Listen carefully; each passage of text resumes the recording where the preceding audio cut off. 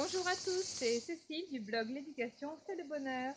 Aujourd'hui, j'avais envie de partager avec vous une petite activité qu'on met en place pratiquement chaque vacances, dès qu'elles sont un petit peu longues quand même.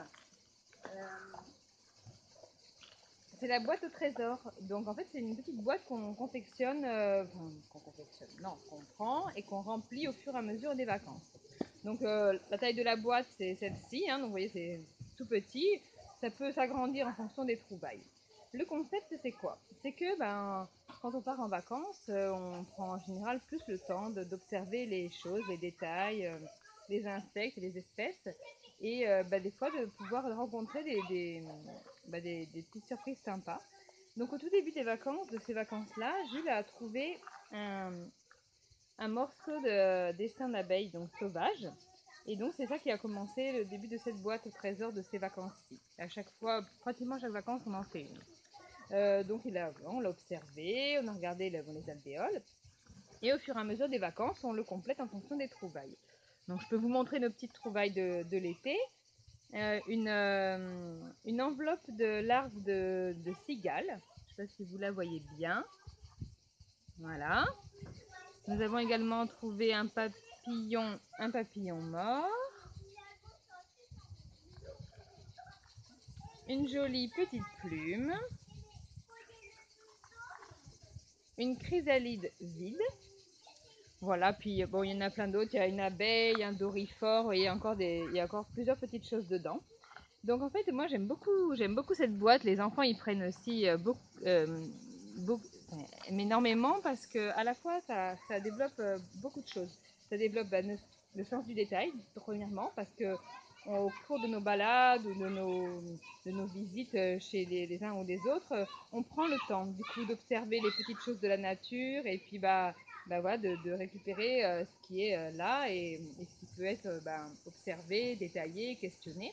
Donc ça développe aussi évidemment la curiosité puisque au travers de ces découvertes, on va chercher à comprendre ce que c'est.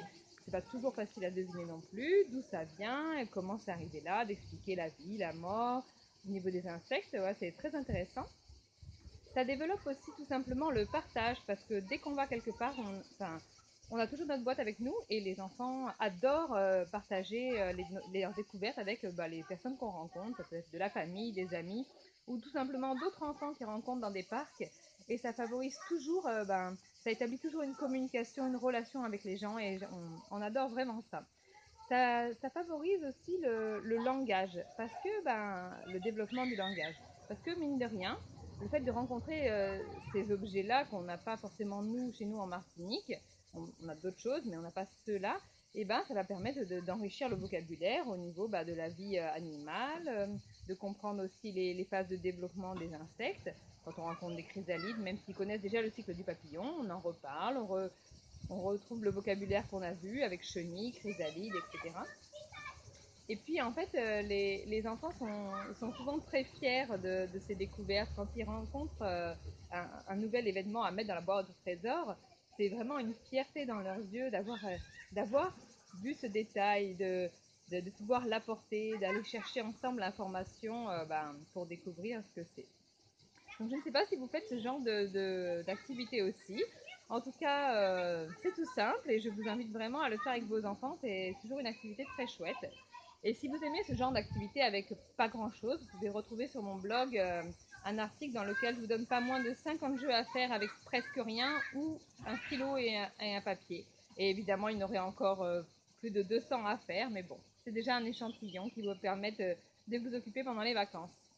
J'espère que cette petite vidéo vous a plu. Dites-moi dans les commentaires si vous faites déjà ce genre de boîte ou si ça vous donne envie d'essayer. Je vous souhaite une bonne fin de journée à tous et puis je vous embrasse. Vous êtes de bonnes vacances. À bientôt. Bye bye.